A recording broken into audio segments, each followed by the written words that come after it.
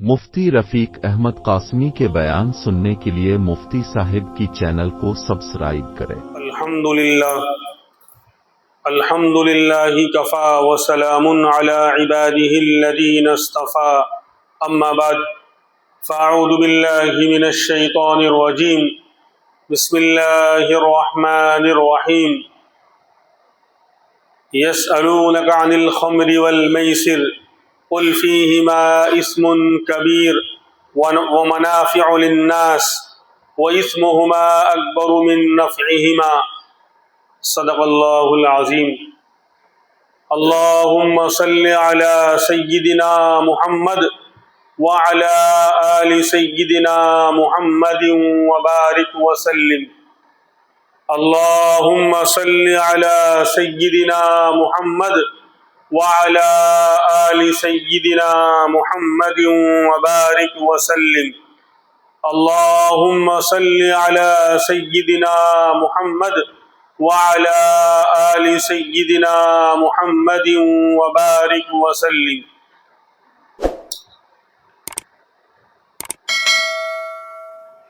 قرآن کریم کی ایک آیت آپ حضرات کے سامنے تلاوت کی گئی۔ اللہ تبارک و تعالیٰ نے اپنے اس فرمان کے اندر شراب اور جوئے کے بارے میں اللہ نے حکم نازل فرمایا، اور اللہ تبارک و تعالیٰ چونکہ سارے انسانوں کے خالق اور مالک ہیں، سب کو پیدا کرنے والے ہیں، تو اللہ انسانوں کے مزاج کو، انسانوں کی کیفیت اور حالات کو اچھی طرح جانتے ہیں۔ کوئی برائی، کوئی خرابی، کوئی غلط عادت اگر انسانوں میں ایک لمبے زمانے تک پھیل جائے اور اس کی عادت پرانی ہو جائے تو وہ ایک دم سے ختم نہیں ہوتی، دھیرے دھیرے اس کو ختم کیا جاتا ہے۔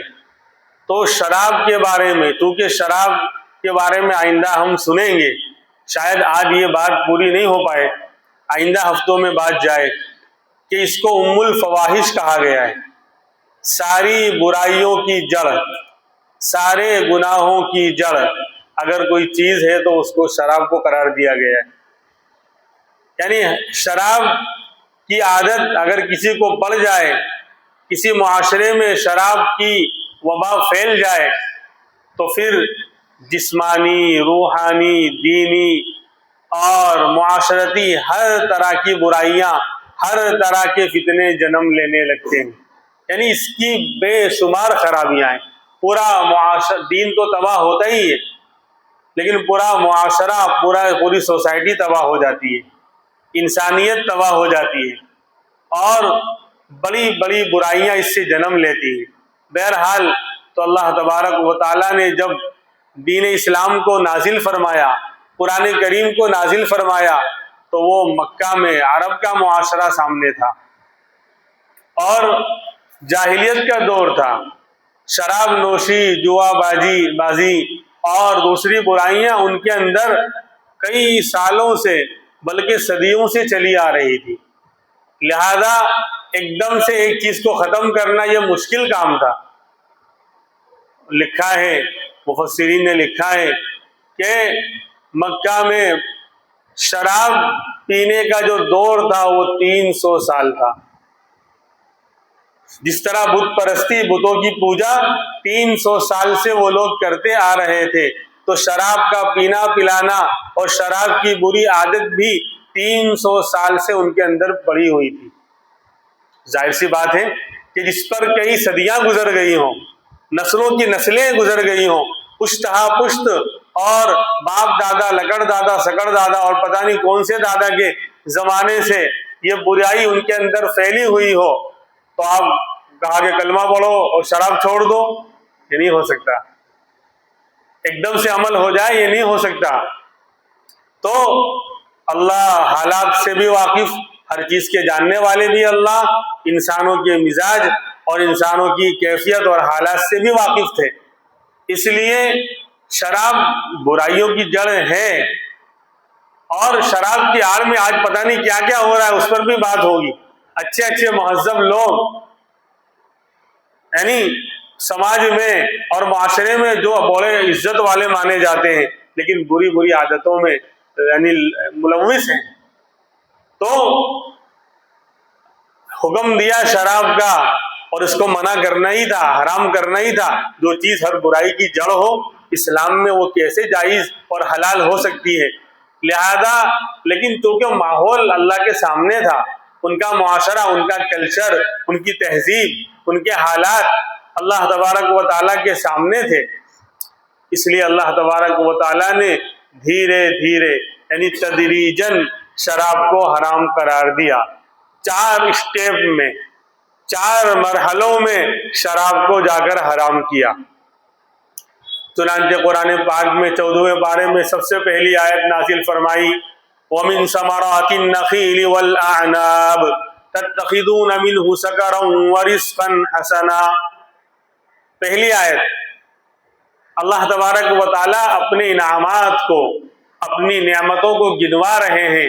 ان نعمتوں کو بیان کرتے کرتے یہ بیان فرمایا کہ وَمِن ثَمَرَاتِ النَّخِيلِ وَالْأَعْنَابِ، کہ کھجور اور انگور کے پھلوں سے، یعنی یہ بھی اللہ نے تمہارے لیے پیدا کیا ہے، کھجور بھی اللہ نے تمہارے لیے، انگور بھی تمہارے لیے پیدا کیا، لہذا ان دونوں پھلوں سے تتخذون منہ سکرا، تم نشے کی چیز بناتے ہو، اور ورزقا حسنا، اور دوسری اچھی چیزیں بھی بناتے ہو، یعنی 2 چیزیں بناتے ہو، انگور سے اور کھجور سے تم نشے کی چیز شراب بھی بناتے ہو، اور ورزقا حسنا، اور دوسرا اچھا رزق، اچھے کھانے کی حلال چیزیں اور غذا بھی بناتے ہو، یعنی اس سے جو ہے حلوے بنتے ہیں، اور انگور سے اور بھی جو ہے یعنی اس کا جوس نکلتا ہے، اس سے اور بھی آئٹم ہے، کشمش اس کو سکھا کر بنایا۔ تو کہا کہ نشے کی چیز بھی بناتے ہو اور اس کے علاوہ حلال اور اچھی چیزیں بھی بناتے ہو، یعنی خالی اشارہ کر رہے ہیں کہ دیکھو نشے والی چیز حلال یعنی اچھی نہیں ہے، اس کے علاوہ اور اچھی چیزیں بناتے ہو، مطلب نشے والی چیز اچھی، خالی اشارہ کیا، یہ پہلا حکم آیا۔ یعنی یہ نہیں کہا کہ شراب حرام ہے، کہ بری ہے، اس میں گناہ ہے، اس میں نقصان ہے، کوئی اس کے بارے میں کلام نہیں کیا، خالی اشارہ کر دیا کہ تم نشے کی چیز شراب بھی بناتے ہو اور دوسری اچھی چیزیں بھی بناتے ہو۔ مطلب یہ ہوا کہ اچھی چیزوں میں شراب نہیں، اشارہ کر دیا اچھی چیز نہیں ہے، خالی اتنا اشارہ ہوا، یہ پہلا اسٹیپ آیا۔ لہذا اس کا اثر کیا ہوا؟ بہت سے لوگ اللہ تبارک و تعالیٰ ان کو فطرت پر پیدا کرتے ہیں، یعنی پہلے سے ہی برائیوں سے وہ نفرت کرنے والے ہوتے ہیں۔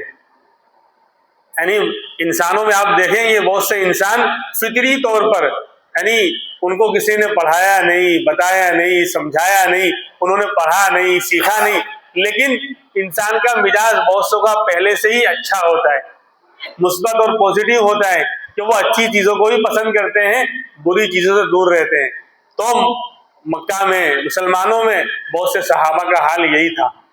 اسلام کی طرف سے کوئی حکم نہیں آیا کہ یہ حرام ہے، یہ ناجائز ہے، اس کو استعمال مت کرو، یہ اچھا نہیں ہے، کچھ نہیں آیا، لیکن وہ لوگ پہلے سے ہی بری چیزوں سے نفرت کرتے تھے۔ حضرت عمر رضی اللہ عنہ، عثمان غنی رضی اللہ عنہ، اور ایسے ہی معاذ بن جبل رضی اللہ عنہ، ایسے بہت سے اچھے اچھے بڑے بڑے صحابہ، ان کا حال یہ تھا کہ وہ پہلے سے ہی شراب سے نفرت کرتے تھے۔ امام الانبیاء کی بات ہی الگ ہے، نبی کی بات میں نہیں کر رہا، وہ تو اللہ نے نبیوں کو تو پہلے سے ہی برائیوں سے بہت دور رکھا ہے، لیکن نبی کے علاوہ بھی بہت سے انسان فطری طور پر ان کا مزاج اللہ ایسا بناتا ہے کہ ان کو برائیوں سے نفرت ہوتی ہے اور اچھائیوں سے پیار ہوتا ہے۔ تو حضرت عمر کا حال بھی یہی تھا، اور معاذ بن جبل اور بعض صحابہ اور تھے، ان کا حال یہی تھا کہ وہ پہلے سے ہی شراب سے نفرت کرتے تھے، جوا اور بت پرستی اور شرک، اس سے وہ لوگ نفرت کرتے تھے، بہت سے لوگ پہلے سے ان کا یہ مزاج تھا۔ بہرحال تو ابھی خالی اتنا اشارہ کیا کہ یہ شراب اچھی چیز نہیں، کچھ کہا نہیں کہ اس کو کھانا استعمال کرنا ہے کہ نہیں کرنا ہے، حلال حرام کچھ نہیں کہا، لیکن جو اس طرح کے معاشرے میں اچھی سوچ رکھنے والے لوگ تھے، انہوں نے دیکھا کہ شراب کی برائی زیادہ ہے، اسلام آ گیا، دین آ گیا، کلمہ ہمیں مل گیا، اللہ کی توحید کے ہم قائل ہو گئے، اور اللہ کی طرف سے نمازوں کا حکم ہمیں دیا جا رہا ہے، لیکن شراب جو ہے یہ بہت بری چیز ہے. اس کا نفع تو بہت کم نظر آتا ہے، نقصان بہت زیادہ نظر آتا ہے. لہذا بعض صحابہ نے آ کر امام الانبیاء محمد الرسول اللہ صلی اللہ علیہ وسلم کے در پر آ کر یہ عرض کیا، سوال کیا کہ اللہ کے رسول، اس شراب کے بارے میں مسئلہ واضح ہونا چاہیے. کیوں کہ اس کا نقصان بہت زیادہ ہے. جب انسان نشے میں آ جاتا ہے تو آسمان و زمین کا فرق نہیں کر پاتا، اچھے برے کا فرق نہیں کر پاتا، تو معاشرے میں اس سے بگاڑ اور برائیاں جنم لے رہی ہیں. لہذا اس پر کوئی مسئلہ واضح اور کلیئر ہونا چاہیے. چنانچہ قرآن پاک میں دوسرے پاری کی آیت، یہ دوسری آیت نازل ہوئی شراب کے بارے میں. یسألونک عن الخمر والمیسر قل فیہما اسم کبیر ومنافع للناس، کہ بعض مسلمان آپ سے سوال کرتے ہیں شراب اور جوئے کے بارے میں، شراب اور جوئے کے بارے میں. ہاں، یہ ان دونوں نے معاشرے کو تباہ کر رکھا ہے. آج بھی اس علاقے، اس گاؤں، اس بستی، اس شہر کے لیے، اس کی برباد اور ہلاک ہونے کے لیے، تباہ ہونے کے لیے یہی بات کافی ہے کہ ایک شراب خانہ، ایک جوا خانہ وہاں کھل جائے، ساری برائیاں پیدا ہو جائیں گی. اور اس کا وبال، اس کا نقصان صرف اس عمل کرنے والے کو نہیں ہوتا، شراب پینے والے کو خالی نہیں ہوتا، جوا کھیلنے والے کو خالی نہیں ہوتا، بلکہ پورے معاشرے پر اس کا ایفیکٹ پڑتا ہے، پورا معاشرہ تباہ ہو جاتا ہے. تو بہرحال صحابہ کرام نے یہ سوال کیا تو قرآن کی آیت نازل ہوئی کہ لوگ آپ سے شراب اور جوئے کے بارے میں مسئلہ پوچھتے ہیں. قل، اے پیغمبر آپ فرما دیجئے، قل فیہما اسم کبیر، فرما دو ان دونوں میں بڑا گناہ ہے، بڑی خرابیاں اور بڑا گناہ ہے، اور ومنافع للناس، اور تھوڑا سا نفع بھی ہے، تھوڑا سا معمولی سا نفع بھی ہے کہ تھوڑی وقتی طور پر تھوڑی سی طاقت آ جاتی ہے، تھوڑی چستی آ جاتی ہے وقتی طور پر، تو تھوڑا سا نفع بھی ہے. لیکن وَإِثْمُهُمَا أَكْبَرُ مِن نَّفْعِهِمَا، لیکن آگے قرآن نے کہہ دیا ان دونوں کا گناہ، ان دونوں کی برائی ان کے نفع سے بہت زیادہ ہے. تھوڑا سا معمولی سا آپ کو نفع نظر آ رہا ہے، لیکن اس کا نقصان، ان میں برائیاں اور گناہ بہت زیادہ ہے. اب کیا ہوا، جب یہ دوسری آیت نازل ہوئی تو بہت سے صحابہ سمجھ گئے، جو پہلے پیتے تھے شراب، لیکن اب سمجھ گئے کہ جب وہ چیز جس کے اندر نقصان زیادہ ہو، نفع کم ہو، معمولی سا ہو، وہ اختیار کرنے کے لائق نہیں ہے، اس کو چھوڑ دینا چاہیے. تو بہت سارے صحابہ نے اس آیت کو سن کر فوراً شراب پینا چھوڑ دیا. ابھی بھی حکم نہیں آیا کہ مت پیو، حرام ہے، چھوڑ دو، کچھ نہیں کہا، خالی یہ بتایا کہ ان کے اندر نفع بہت معمولی سا ہے، شراب کے اندر بھی اور جوئے کے اندر بھی، لیکن ان کا نقصان بہت زیادہ ہے، گناہ ان کے اندر بہت زیادہ ہے. تو جو سمجھدار قسم کے لوگ تھے انہوں نے کہا کہ ایسی چیز کو کیوں اختیار کریں جس کے اندر نقصان زیادہ اور نفع کم ہو، چنانچہ انہوں نے چھوڑ دیا. لیکن چونکہ ابھی شراب کے بارے میں یا جوئے کے بارے میں صاف صاف منع فرمانے کا حکم نہیں آیا تھا، حرام ہونے کا حکم نہیں آیا تھا، روکا نہیں گیا تھا، اس لیے بہت سے لوگ پی رہے تھے، استعمال کر رہے تھے، حرام نہیں تھا. ابھی ایک واقعہ اس کے بعد پیش آیا. عبد الرحمن ابن عوف رضی اللہ عنہ، جو صحابہ میں سب سے مالدار صحابی مانے جاتے ہیں، دنیا کو لٹایا تھا دین کے لیے، سب کچھ چھوڑ کر خالی ہاتھ مکہ سے مدینہ منورہ خالی ہاتھ گئے تھے عبد الرحمن ابن عوف رضی اللہ عنہ. وہاں سرکار نے انصار مدینہ کے صحابہ کے ساتھ ان کی بھائی چارگی اور صلح کروائی، اس کو بھی ایکسیپٹ نہیں کیا، قبول نہیں کیا. کہا مجھے بازار کا راستہ بتا دو، ہم تو بزنس مین ہیں، ہم تو پرانے تاجر لوگ ہیں، ہم مکہ کے رہنے والے ہیں، ملک شام سے ہمارا کاروبار چلتا ہے، لہذا ہمیں تو بازار کا راستہ بتا دو. او لوگوں، دنیا سے مال نہیں آتا، مقدر سے آتا ہے، اور دین پر جو چیز قربان ہوگی اس میں برکت ہی برکت ہوگی، ورنہ عبد الرحمن ابن عوف سب سے مالدار نہ بنتے. سب کچھ لٹا کر سب کچھ لگا کر خالی ہاتھ مکہ سے مدینہ گئے تھے، اور وہاں پر بھی انصار کے جس انصاری صحابی کے ساتھ دوستی اور موافقت کروائی تھی پیارے آقا نے، اس کو بھی ایکسیپٹ نہیں کیا، قبول نہیں کیا، کہا کہ ہم کو تو بازار کا راستہ بتا دو، ہم نے سب کچھ لٹایا کھپایا دین اسلام کے لیے، لہذا اللہ ہمیں واپس وہ مال دے دے گا۔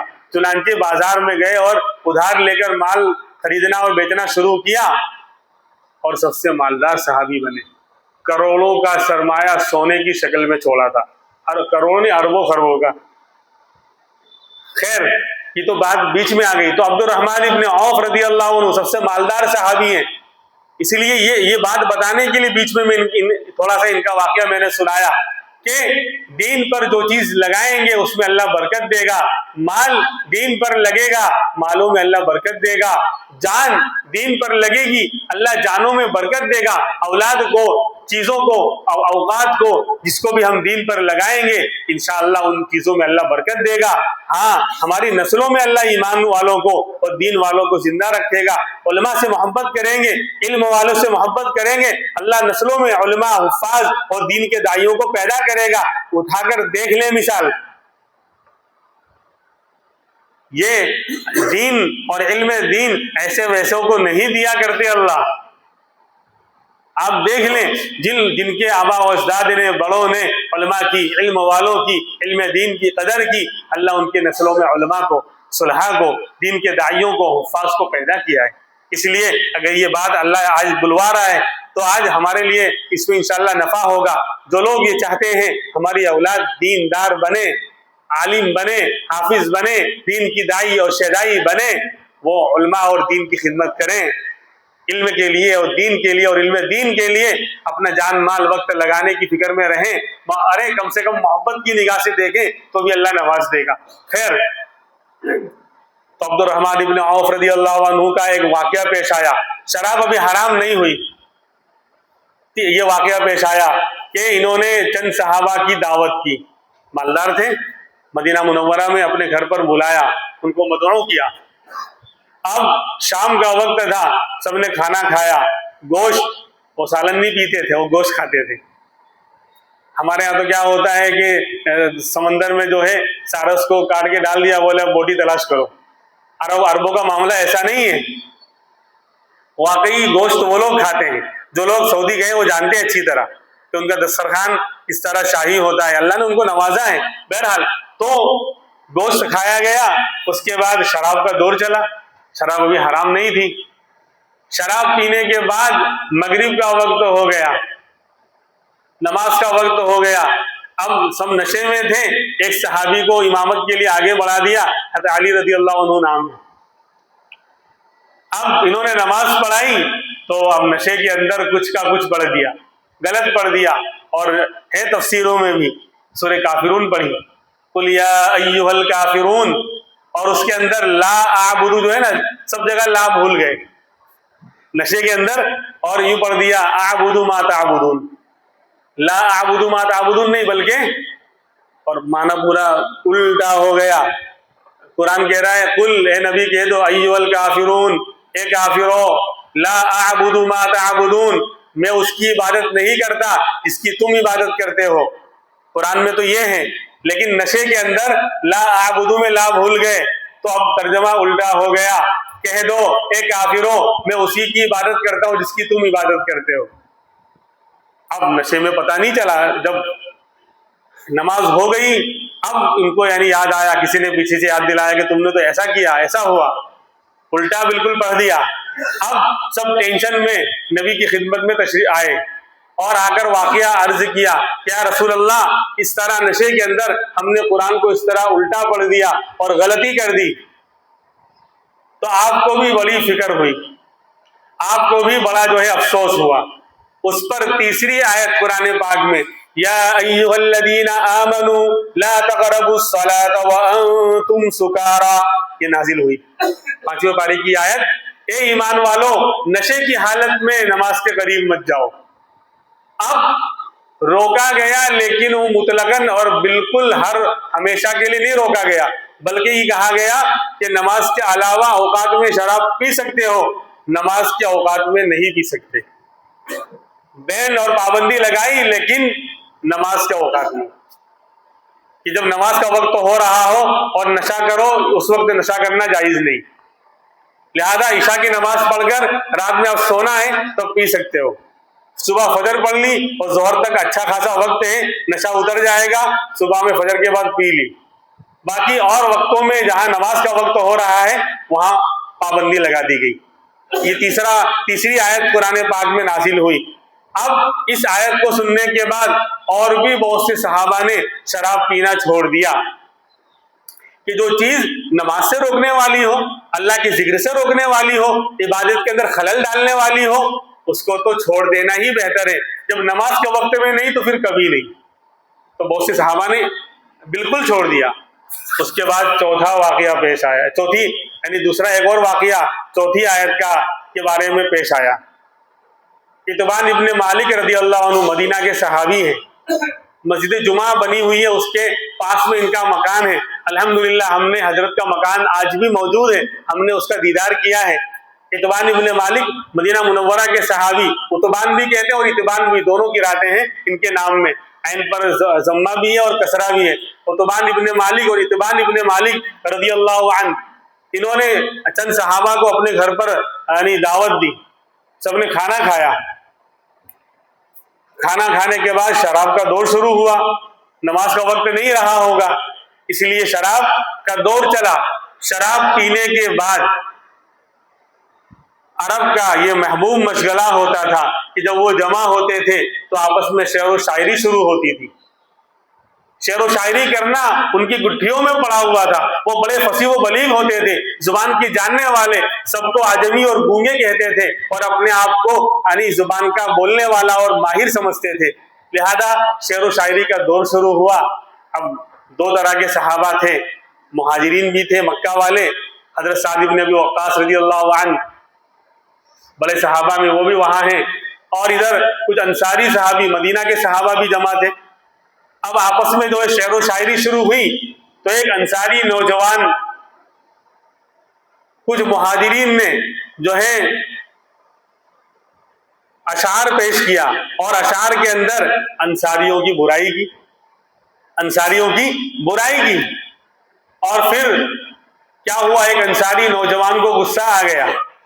उसने जो है, उन लोगों ने गोश्त खाया था तो वहां कुछ हड्डियां, ऊंट की हड्डियां पड़ी हुई थी, उठाकर जो मारा हजरत साद इब्न वक्कास के सर पर लगा, चोट लगी, खून बह पड़ा। अब ये मामला इमामुल अंबिया की खिदमत में आया कि इस तरह का आपस में झगड़ा हो गया और चोट लग गई और इख्तिलाफ हो गया, ऐसा हो गया। अब आपने हाथ उठाकर अल्लाह से दुआ की, अल्लाहुम्मा बय्यिन लना फिल खमरी बयानन शाफिया, ए अल्लाह अब तो शराब के बारे में वाज़ेह और बिल्कुल क्लियर मसला और मामला बयान होना चाहिए। अब तो मामला आपस में इख्तिलाफ और लड़ाई झगड़े का पहुंच चुका है, उम्मत में इंतशार हो रहा है, लिहाजा शराब के बारे में वाज़ेह और दो टोक फैसला फरमा दीजिए।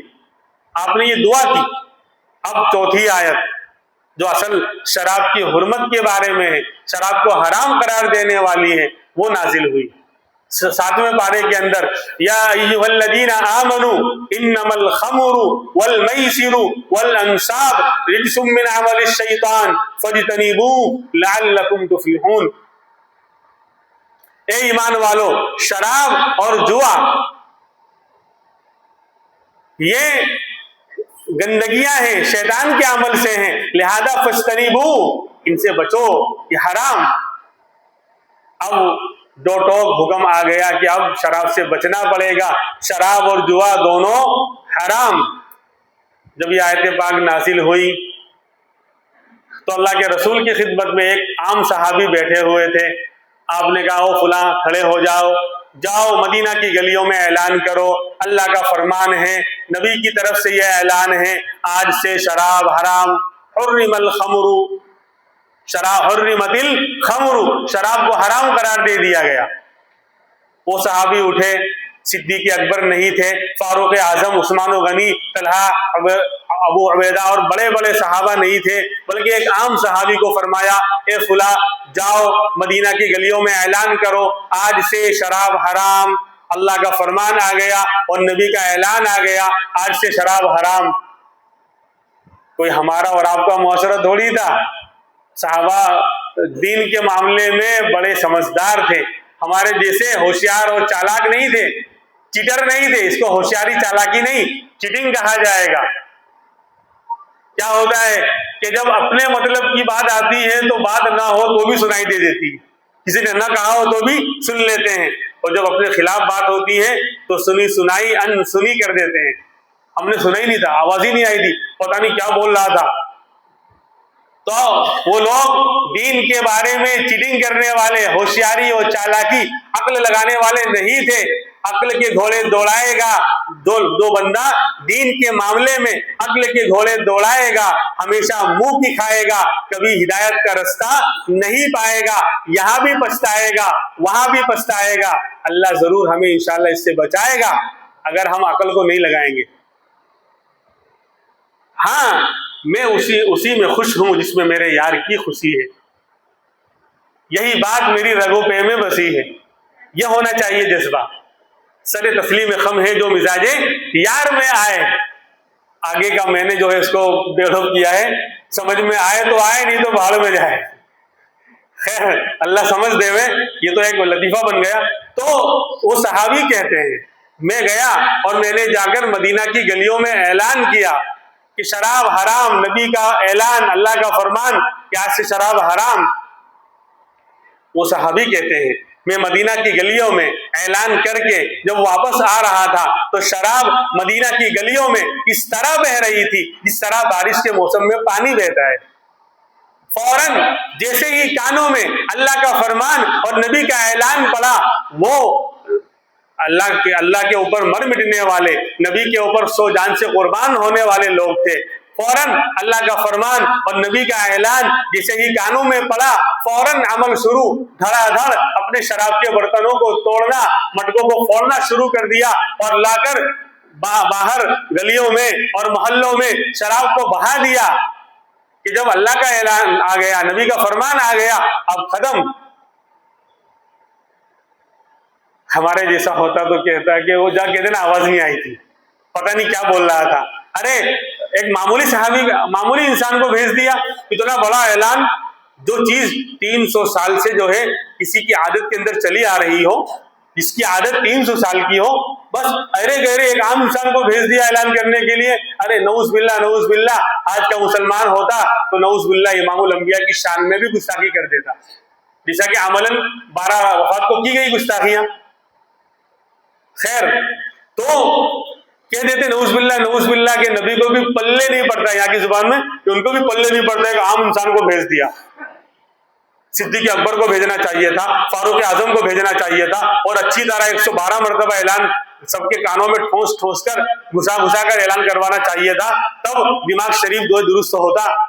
یہ تو ایسے ہی بس اعلان کروا دیا. نہیں، وہ لوگ دل و جان سے دین پر شہدا اور فدا تھے، سو جان سے قربان تھے، کچھ لگا کر دین کو پایا تھا، دین پر لگایا تھا تو دین اسلام ان کے ہاتھ اور حصے میں آیا تھا. اسی لیے فوراً جیسے ہی نبی کا فرمان کانوں میں آیا تھا، انہوں نے شراب کا مٹکا اور شراب کا برتن باہر بہایا تھا، فوراً عمل کرنا شروع. اس سے پتا چلا کہ اللہ رسول کی محبت اور دل میں جب ایمان نہیں اترے گا تو اعمال پر کھڑا ہونا یہ مشکل ہوتا ہے. جب تک بندہ اللہ کے رنگ میں نہیں رنگے گا، نبی کے رنگ میں رنگا ہوا نہیں ہوگا، خالی زبان پہ کلمہ ہے دل میں نہیں ہے، تو عمل کرنا مشکل ہوگا، فرائض ادا کرنا، دوسرے احکام پر چلنا یہ مشکل ہوگا. لیکن صحابہ نے 12-13 سال مکہ میں اپنے آپ کو یعنی مصیبتوں اور مشقتوں کی چکیوں میں پسوایا تھا، سب کچھ قربان کروایا تھا، جان مال وقت مال دنیا اور گھر بار سب کچھ لٹایا تھا، تب دین اسلام کو اپنایا تھا، تب کلمہ ان کے حصے میں آیا تھا. اس لیے فوراً عمل کرنا شروع. بلکہ واقعہ لکھا کہ ایک جگہ صحابہ کرام کا شراب کا دور مجلس لگی ہوئی تھی. انس ابن مالک رضی اللہ عنہ، ابو طلحہ انصاری رضی اللہ عنہ، ابو عبیدہ ابن جراح رضی اللہ عنہ اور بھی صحابہ وہاں بیٹھے ہوئے ہیں۔ انس بن مالک فرماتے ہیں کہ میں چھوٹا تھا اس لیے میں خدمت کر رہا تھا، میں شراب نکال کر گلاس میں اور جام میں بھر کر صحابہ کو دے رہا تھا۔ اتنے میں وہ اعلان کرنے والے صحابی وہاں ہمارے پاس بھی پہنچے، ہمارے پاس بھی انہوں نے اعلان کیا، اور صورتحال یہ تھی کہ وہ صحابہ نے شراب کا جام، شراب کا گلاس ہاتھوں میں لے کر ہونٹوں سے لگایا ہوا تھا کہ پینے جا رہے تھے۔ اتنے میں نبی کا اعلان ان کے کانوں میں پڑا، حرمت الخمر، شراب کو حرام قرار دے دیا گیا۔ وہ لگایا ہوا ہونٹوں سے جام وہ اندر نہیں گیا، انہوں نے ایک گھونٹ بھی نہیں پیا، بلکہ گلاس اور جام یوں نیچے گرا دیا، یوں چھوڑ دیا۔ ایسی اطاعت، ایسا جذبہ، اس کی مثال، اس کی نظیر دنیا میں آپ کو نہیں ملے گی میرے بھائی۔ ایسا جذبہ ان کے اندر تھا کہ منہ کو لگا ہوا جام بھی اس کو بھی نہیں پیا کہ بعد میں عمل کر لیں گے، نہیں، فوراً سرکار کا فرمان سامنے آ گیا، فوراً اس پر قربان، اور فوراً جو ہے سب کچھ چھوڑ دیا وہیں پر۔ اور کتابوں میں لکھا ہے کہ شراب اتنی بہائی گئی مدینہ منورہ میں کہ چند سالوں تک جب بھی مدینہ میں بارش ہوتی تھی، زمین نے شراب کو اتنا اپنے اندر جذب کیا تھا، اپنے اندر لیا ہوا تھا، جب بھی بارش ہوتی اور زمین گیلی ہوتی تو اس پانی کے اندر سے شراب کی بو آیا کرتی تھی، کہ کئی مہینوں تک، سالوں تک یہ معاملہ رہا، یعنی کتنی شراب انہوں نے بہائی ہوگی۔ کیوں؟ وہ شراب ان کی سب سے دل دادہ چیز تھی، سب سے زیادہ مرغوب فی چیز تھی، سب سے زیادہ عزت والا اسی کو گردانا اور سمجھا جاتا تھا جس کے یہاں سب سے پرانی شراب ملے۔ شراب باعث فخر تھی، باعث عزت اور احترام مانا جاتا تھا اس کو، لہذا لیکن دین پر سب کچھ انہوں نے قربان کر دیا، اپنی مرغوب اور دل دادہ چیز کو بھی قربان کر دیا۔ ایک صحابی بڑے مالدار تھے، اور روایتوں میں لکھا ہے کہ انہوں نے ملک شام سے ان کا کاروبار چلتا تھا، شراب کی تجارت کرتے تھے، اور اس بار انہوں نے اپنا سارا سرمایہ، ساری موڑی لگا کر بنا دی تھی بیگم کے لیے سونے کی چوڑی، تو پوری موڑی، پورا سرمایہ لگا کر ملک شام سے شراب کا بہت بڑا جو ہے مال منگوایا تھا۔ کئی اونٹوں پر مشکیزوں میں شراب لدی ہوئی ملک شام سے، لکھا ہے کہ یعنی کئی کلومیٹر تک پھیلا ہوا تھا ان کا یہ قافلہ۔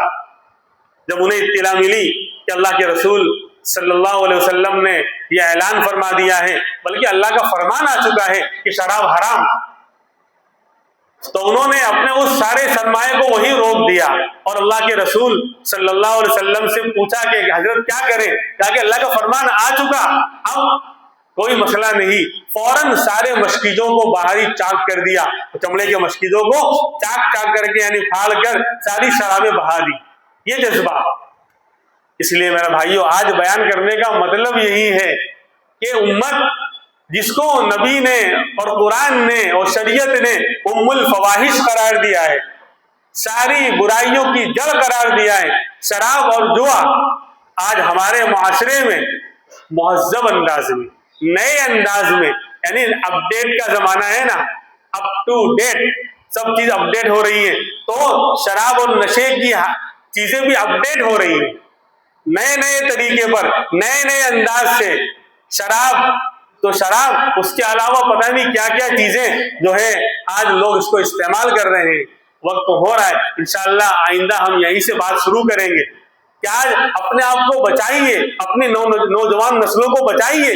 10 سال 12 سال 13 سال کے لڑکے ابھی مکمل طور پر بالغ بھی نہیں ہوئے، جوانی میں ابھی قدم رکھا ہے اور اس برائیوں کے اندر ملوث ہو رہے ہیں۔